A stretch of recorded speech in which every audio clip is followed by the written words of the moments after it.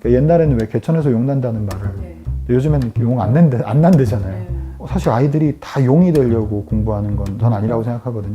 자기가 말하고 싶은 걸 말하고 또 즐기고 싶은 걸 즐기고 주인공이 되려고 이제 살아나가는 건데, 나는 왜 여기 태어났고 우리 엄마는 왜 그러고 우리 선생님은 왜 저렇고, 학생들이 하나도 선택한 게 없어요. 결과를 결정하는 요인이 여러 가지 배경 변인들로 좌우가 되면 억울하다는 거죠. 지금까지 중등교사라면 경험할 수 있는 모든 학교급을 다 경험했다고 생각해요. 분당에 있는 일반계 고등학교, 시골에 있는 종합고등학교, 과학고등학교, 특성화고등학교, 또 5번째는 지금 중학교. 이렇게 스윙하는 걸로 말의 뜻을 해석하는 거, 이런 것도 있을 텐데. 사실 유튜브 크리에이터를 너무 하고 싶어서 해봤거든요. 채널을 운영을 해서. 근데 그게 너무 생각보다 힘든 거예요. 저는 경험이 중요한 것 같아요. 경험하면서 꿈을 그냥 자연스럽게 찾는 거를 원하는 것 같아요.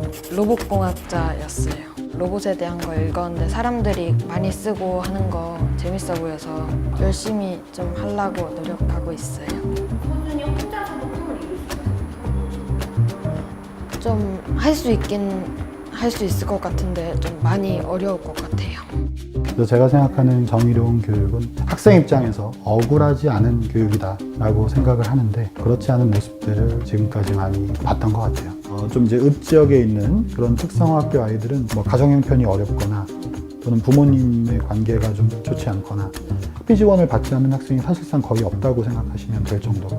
그래서 3월 달이 되면 그 당시에는 선생님들이 학비 지원을 다 챙겼었거든요.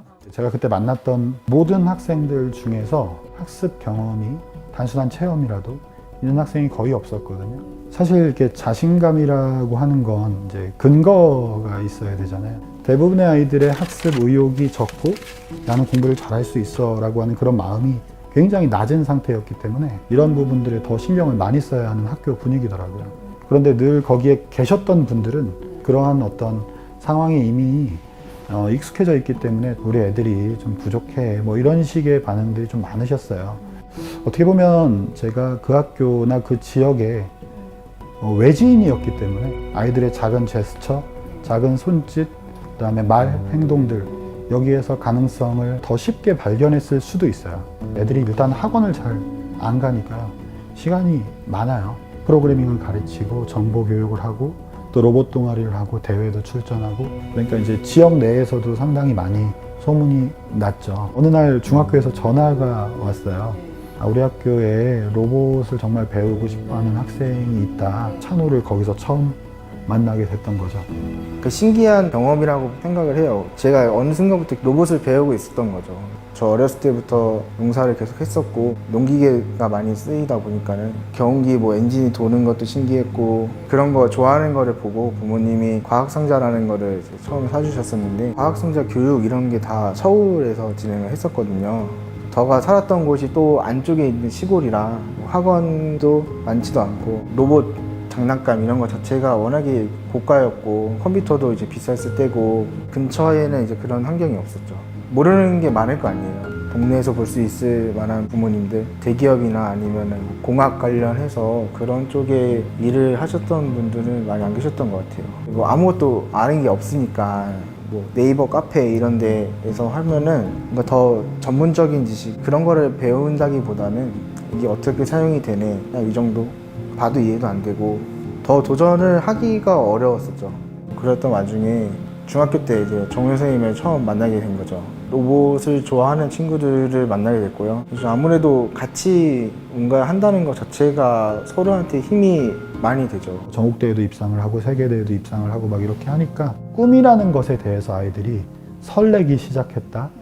최근에 어떤 IT 기업에서 뭐 대졸 여부랑 상관없이 프로그래밍만 잘하면 뽑겠다, 많은 걸 생각하게 되더라고요.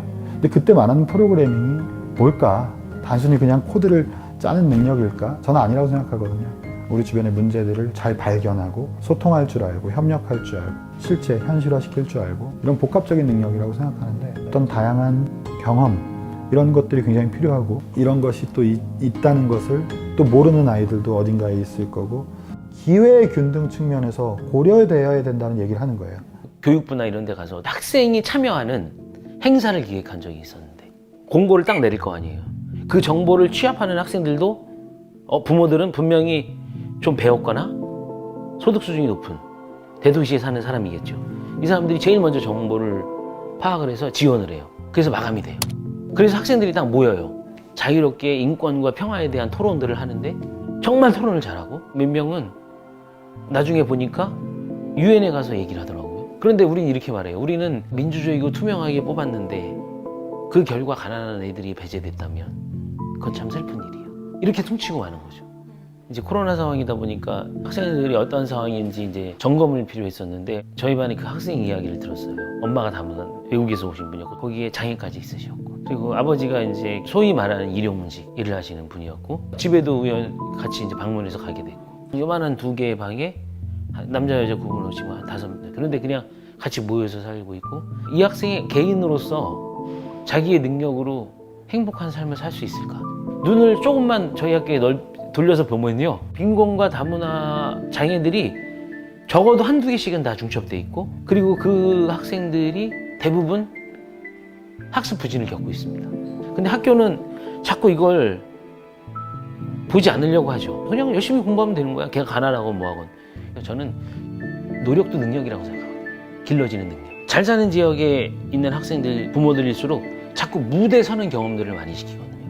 막 음악회 가가지고 그랜드 피아노 앞에서 아주 멋진 드레스를 입고 마치 진짜 무슨 조성진이 된 것처럼 이렇게 인사를 하고 피아노를 치는데 다 틀려요. 그런데도 막 기립박수를 쳐줍니다.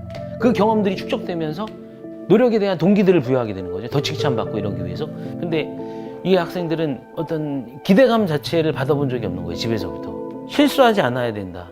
나는 가진 게 없다. 이런 것들 때문에 자꾸 좌절하게 되고 도전하지 않게 되고 그렇게 해서 고등학교를 갈 거고 그리고 졸업을 할 건데 글쎄요.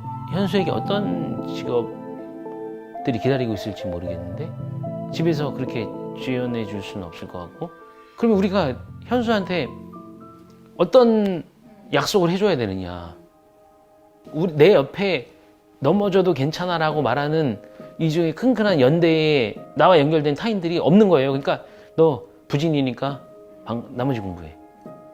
일주일에 2시간씩 뭐 해. 이런 것만 있는 거죠. 단순히 어떤 수강권 하나 주는 걸로 되는 게 아니거든요. 현수 같은 애 공부시켜서 이렇게 책임져 진다 이런 게 다른 게 아니라요. 현수야 너는 그냥 못해도 무조건 참여해라.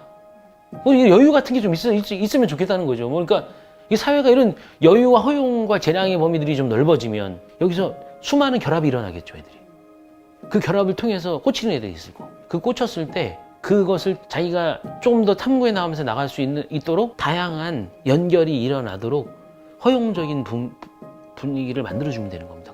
어느 직장을 잡건 적어도 어느 정도 수준에서 추락하는 것은 막아주는 우리 사회의 시스템이 작동해야지만 그나마 현수가 부모를 벗어나서 개인으로서 살 수 있지 않을까.